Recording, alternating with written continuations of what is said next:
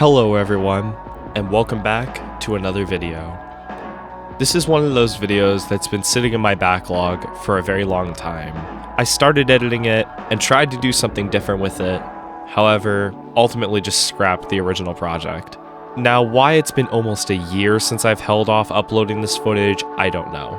But I knew when this mall got announced for closure, I had to come back and do it justice one last time.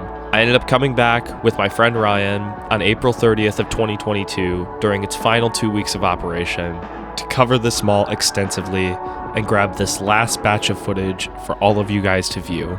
Welcome to the final weeks of Tri-County Mall in Springdale, Ohio. Let's take one last walk through what was once Cincinnati's second largest mall, a 90s gem, ultimately just falling flat on its face in the retail apocalypse.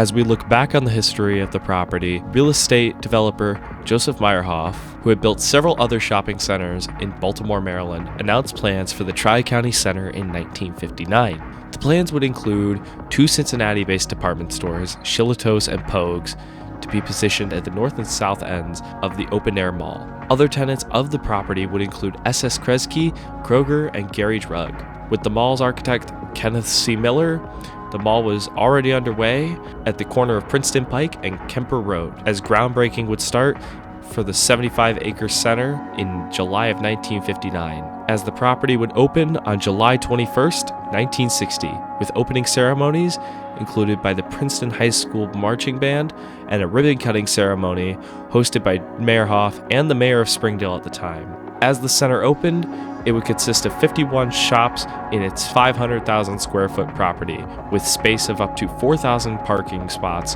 for cars. Great things would be heading for Tri-County Center in the future, with potential growth being right nearby for the suburb of Springdale.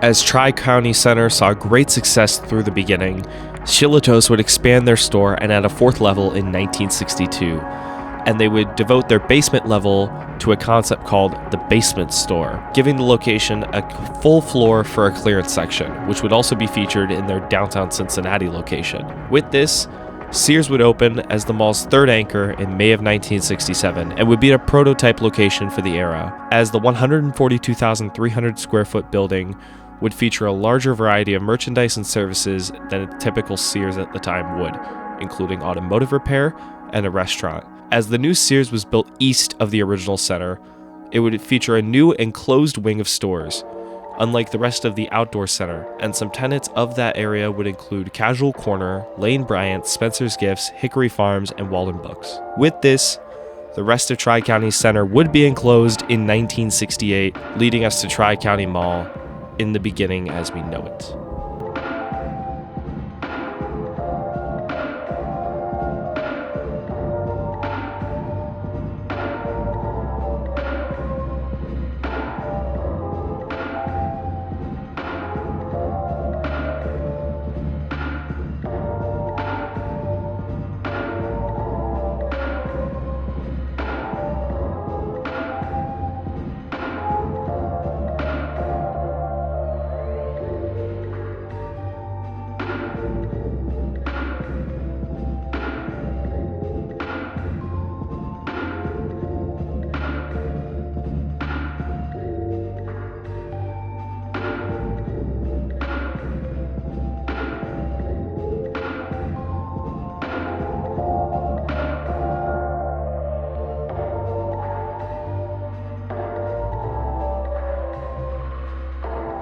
1974 would see the Pogues department store expand and remodel It would now feature circular patterns on the ceilings and different color schemes in each department. The store would also gain a third level during the remodel and expansion, which would be created for a home department and a beauty salon. Further renovations to Tri-County Mall itself would happen in 1976, when the main entrance would be redecorated in earth tones, while also gaining fountains and 8 kiosk shops. And one of the mall's original tenants, Hatter Hardware, would expand into a bigger spot, which was originally the automotive and tire department for Pogues. Eventually, though, in 1979, Monumental Properties would sell Tri-County Mall to Equitable Life Insurance for $34 million. Eventually, Federated Department Stores would merge Shillito and Reichs to be under the name Shillito Reichs in 1982. However, all Shillito Reichs locations would be rebranded under their Lazarus nameplate in 1986.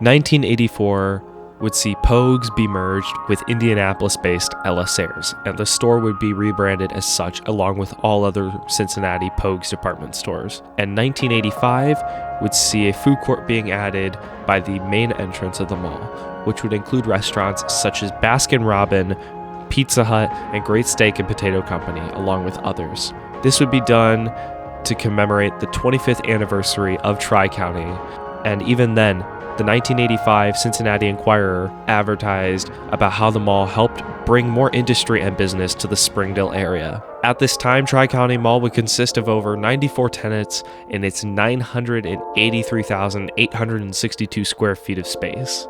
However, more plans would be announced when Shopko Advisory Group originally tried to submit plans to build another mall in Springdale right across the other side of I-275. This mall would be called Springdale Town Center and would consist of 1 million square feet of retail space, with JCPenney and McAlpin's as the proposed anchors, along with others that Shopko Advisory Group would be working with. However, the plans would fail, and JCPenney would end up coming to Tri-County Mall anyways when LSAIR's Cincinnati division would be bought out by JCPenney, and JCPenney would open in 1988. However, Tri-County Mall was not done yet.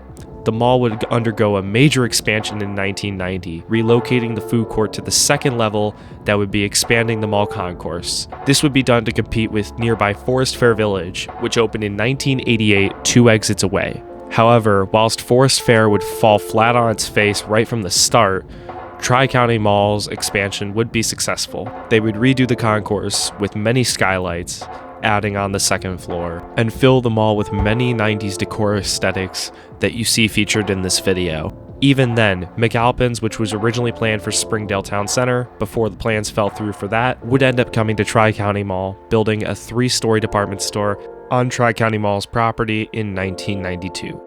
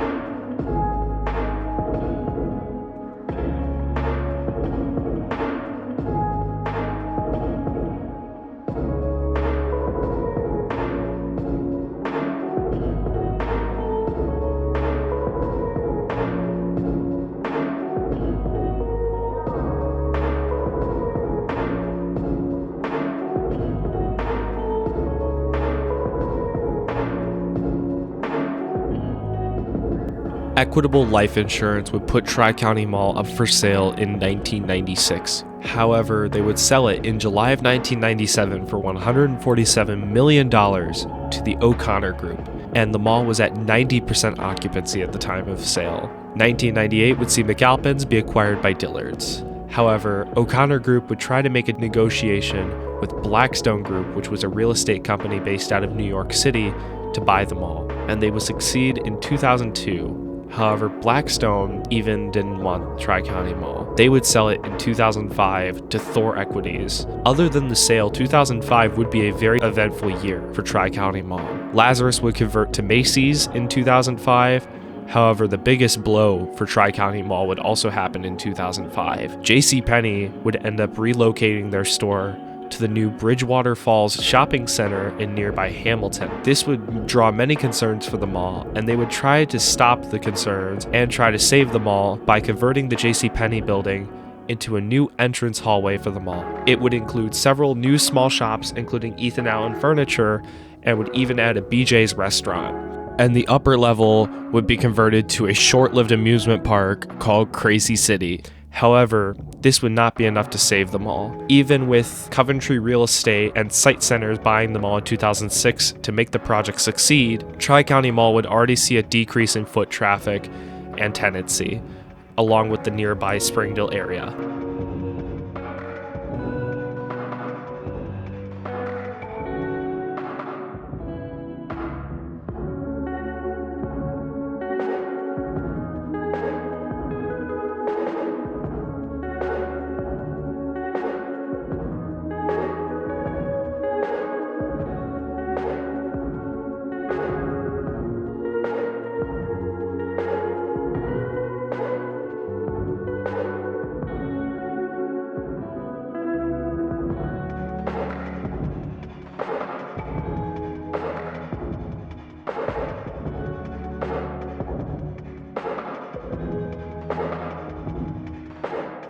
Things would just get worse and worse by the day. Many surrounding big box stores, including Borders, Value City, and Circuit City, would all go out of business entirely in 2010. 2010 would be the initial descent year for Tri-County Mall, where everything would start going wrong. The biggest problem that Tri-County Mall had was a strict curfew which would be enforced in 2010, requiring any shoppers under the age of 18 after 4 p.m. on Fridays and Saturdays to be escorted by an adult or they would be kicked out of the mall. This would scare many shoppers away from Tri-County Mall, and they would lose a major shopping base. This would cause many businesses and shops to finally flee Tri-County Mall and go elsewhere, making the center die out. Dillard's would end up downgrading their store to a clearance center in 2014 and would proceed to close their location at Tri-County Mall in 2015 and relocate to a new store at Liberty Center. 2013 would see Shanghai Group of Singapore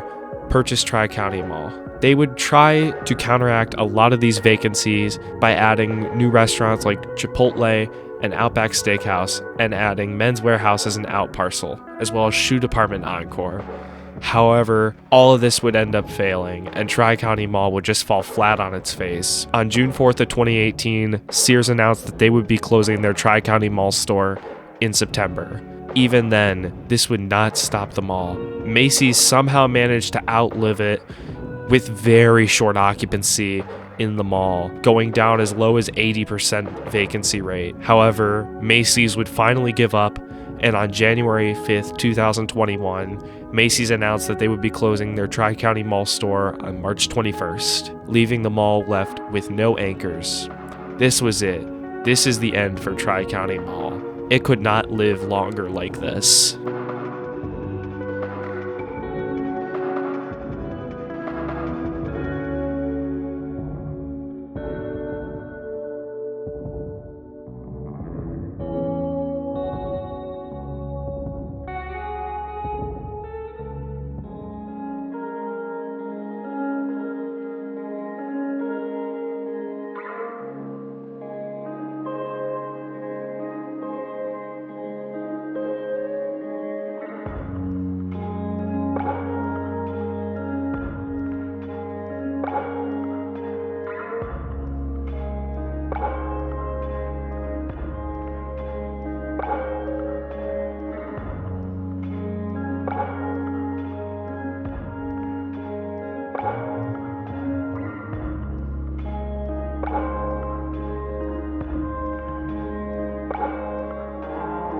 This was it. Tri-County Mall was literally a shell of its former self. There was nothing here. It could not last any longer like this, and it would show. Redevelopment plans would start being announced and proposed, and March 2022 would see Tri-County Mall get sold to Market Space Capital and Park Harbor Capital from Texas, and the mall would finally see redevelopment potentially come its way. However, it would not start until the mall finally gave out. They would officially announce that Tri-County Mall would be permanently closing its doors on May 15th, 2022, approximately 2 weeks after my visit. This was it. Tri-County Mall was finally at the end of its life. However, since its closure, redevelopment hasn't even started yet. After the mall closed, Tri-County Mall, at least as of this recording, is sitting vacant. It is just sitting empty and abandoned right on the side of I-275, just like Forest Fair Village. We don't know what the future of Tri-County Mall is going to hold. It's all a matter of time at this point. As I took my final walk through Tri-County Mall, as this was my third visit, I could remember just realizing how this was the end of this mega center. I just couldn't comprehend how such a mega shopping mall like this fell so far. It just didn't feel right seeing this mall go away. To me, it just felt like everyone just packed up and left overnight. It didn't seem right. And this was my third trip to Tri-County. I also remember on this particular visit, I was talking with a family who was local to the area. They were telling me how they used to work in the mall and they saw it in its glory days and how far south it went so fast. I have one other previous visit featuring a video on the channel from a couple years ago, and even then, it still didn't feel right to see this mall go away. It's such a beautiful mall filled with so much 90s gems. It's still sad knowing that this mall is no longer operational. However, I honestly think the curfew was the biggest thing that killed it. It scared so many people away. Not to add that JCPenney departing and this area of Cincinnati was just so oversaturated with malls. Northgate and Forest Fair were not far away, and Forest Fair is even abandoned now. It's just sad seeing how fast a lot of these malls in the Cincinnati area fell. Tri-County was just another one to face the bullet. It was once the second largest shopping center in the Cincinnati region, and it's just gone now. It just shows how fast and how far American retail has been oversaturated and is just dying out. So many differences in retail habits now in America. With this, let's take one final glimpse of glory shots of Tri-County Mall, end it off with one last ride on the glass elevator.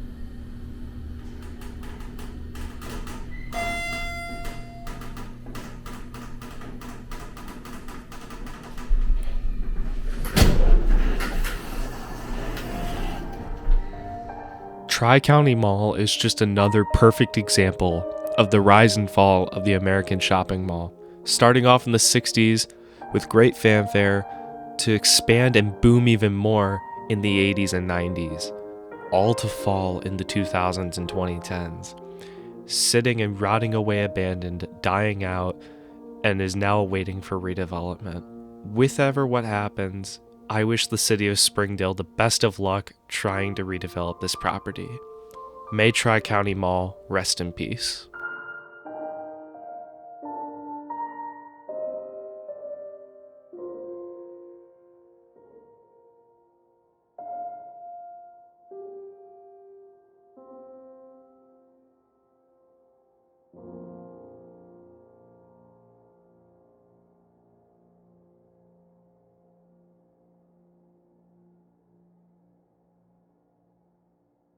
With this, I would like to thank you guys for watching my final video tour of the Tri-County Mall in Springdale, Ohio.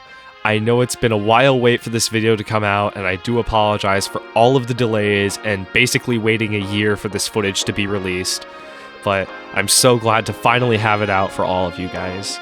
If you guys enjoyed this video, please be sure to leave a like, as it greatly helps support the channel, and whilst you're at it, click that subscribe button and turn on the notifications so more videos like this can come to more viewers like you. I have so many more malls coming to the channel with many more journeys you're not going to want to miss, so stick around and join the ride. I have an Instagram with more sneak peeks of future videos.